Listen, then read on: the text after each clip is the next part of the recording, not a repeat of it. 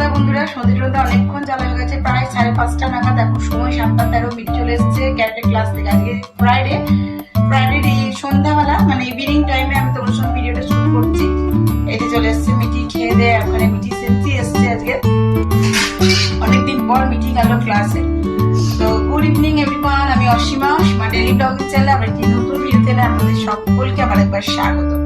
আশা করবো আপনারা সকলে বেশ ভালো আছেন, সুস্থ আছেন, আমরাও ভালো আছি। বাট এখন একটু কিছুদিন আমার একটু কাজের চাপ আছে, যার জন্য আপনাদের সঙ্গে বেশ রেগুলার ভিডিওটা শেয়ার করতে পারছি না।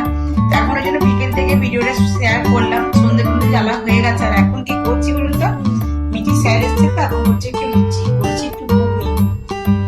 এই দেখুন ঘুগনি করা হয়েছে, একটু মিঠির বাবা এসে গেছে, ওকে একটু ভেজে দেবো কটা। গরম গরম তেলটা বসিয়ে দিয়েছি, এই কটার মতনই করবো, বেশি করিনি। তো চলুন ব্লগটা শুরু করি, সঙ্গে থাকবেন, তাতে দেখবেন আজকে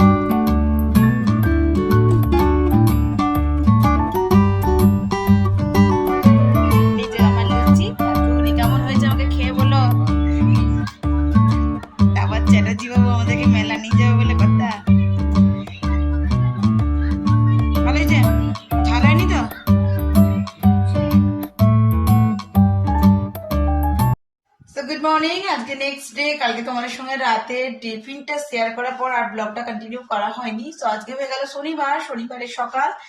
আর আমি এখন তৈরি করছি দুপুরের লাঞ্চ। আর লাঞ্চে কি কি করছি তোমাদের সঙ্গে শেয়ার করি। আজকে আবারও মিঠির জন্য স্টু করবো, চিকেন স্টু করবো, আর করবো একদিকে চিকেন কষা। তো চলো ব্লগে অবশ্যই সঙ্গে থাকো, দেখতে থাকো আজকে ব্লগটা।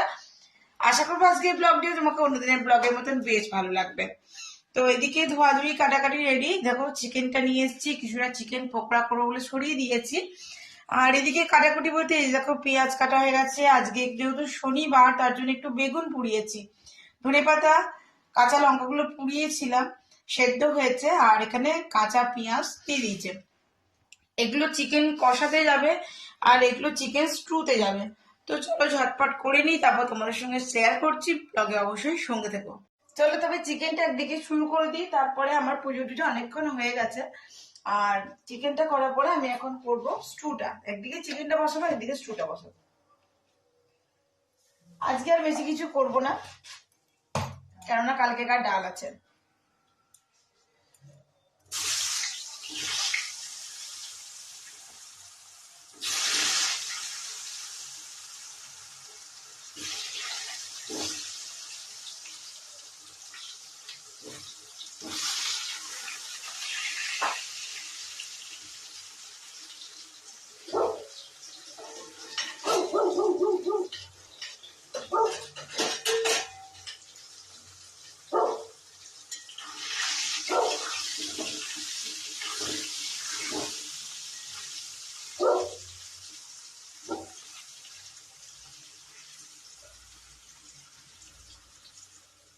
তো বন্ধুরা, এদিকে আমার চিকেন কষা একদম চলছে, দেখতে পাচ্ছ।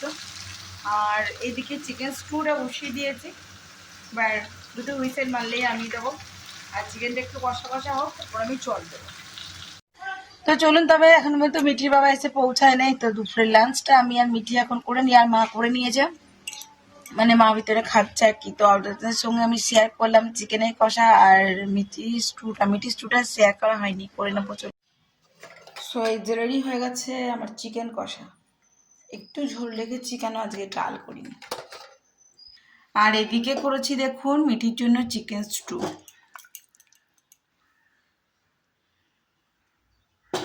এটা একটা বাটিতে ঢেলে দেবো। মিঠি কি করছিস না?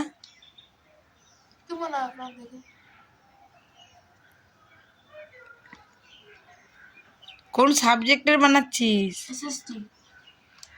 এসএসটির প্রজেক্ট হচ্ছে এখন। আর ওইদিকে সব সাবজেক্টেরই ওই ওদিকে করে করে চাপা দিয়ে দিয়ে রেখেছে, দুটো হয়েছে।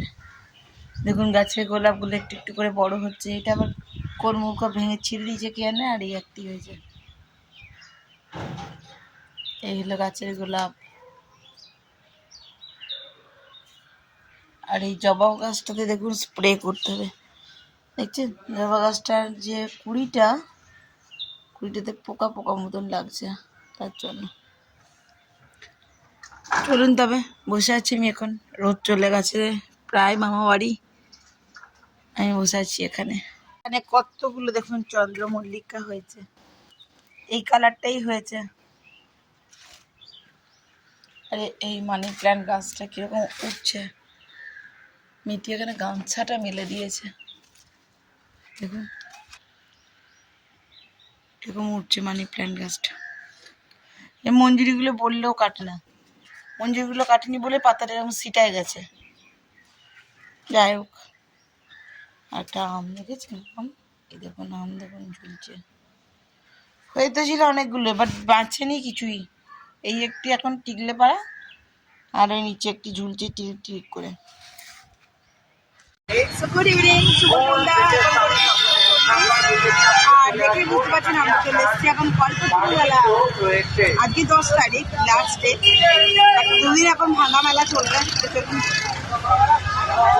আপনাদের সঙ্গে দেখাতে থাকবো। আর যদিও সকলে এখান থেকে অনেক ব্লগ করে সামনে এবারে আসতে অনেক দেরি করেছি।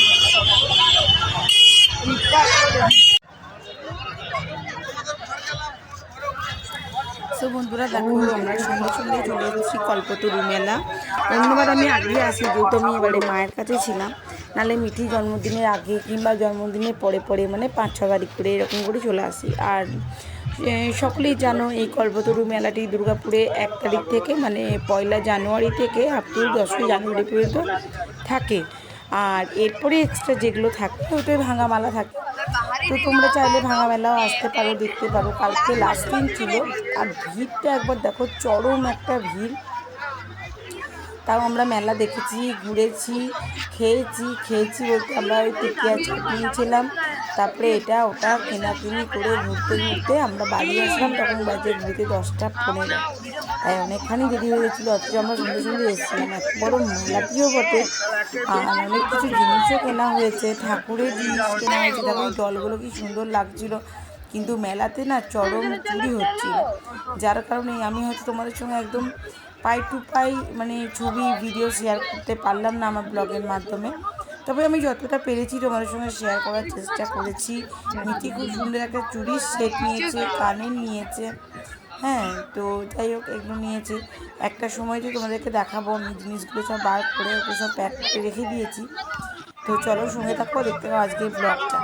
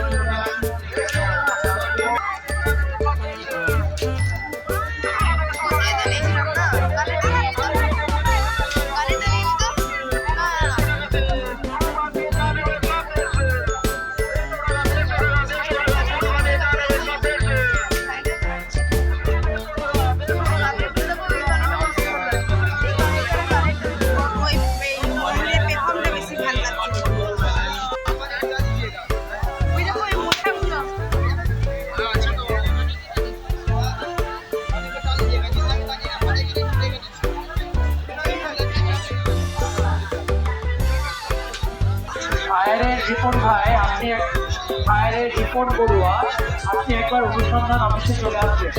ফায়ারের রিপন বড়ুয়া, আপনি একবার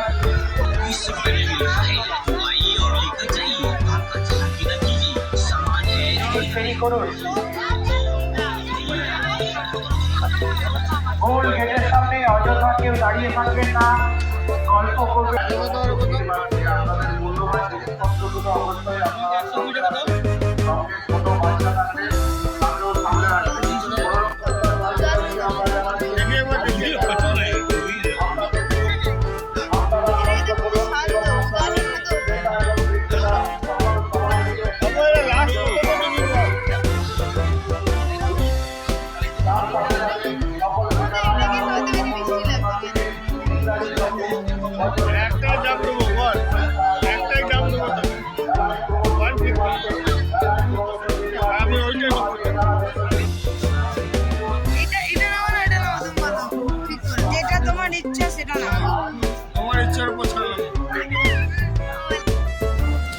যে দেখছো বন্ধুরা শ্যুটারটা, মানে এই বেলুনের শ্যুট করে না, এটা মিঠির বাবা আজকে আমি যতদিন আমার বিয়ে হয়েছে আমি দেখেছি যতবার মেলা যায় ততবার মানে কিছু করুক না করুক বাদাম ভাজা আর নিজের জন্য এই ফায়ার করাটা, এই বেলুন ফায়ারটা হয়, এই দুটোও করে। আগে মিঠি ছোটোবেলায় খুব লাফাতো, ও আবার মানে বন্দুকটা ধরে রাখতো, শ্যুট করতো, এইভাবে দুজন মিলে করতো। তো আমি এবারেও করছিলাম, তখন ওদের ভিডিওটা তুলছিলাম, ও বুঝতে পারিনি আমি দূর থেকে তুলছিলাম। তো তোমাদের কার কার এরকম মেলা গেলে এই বেলুন শ্যুটারটা খেলতে ভালো লাগে সেটা আমাকে অবশ্যই জানিও।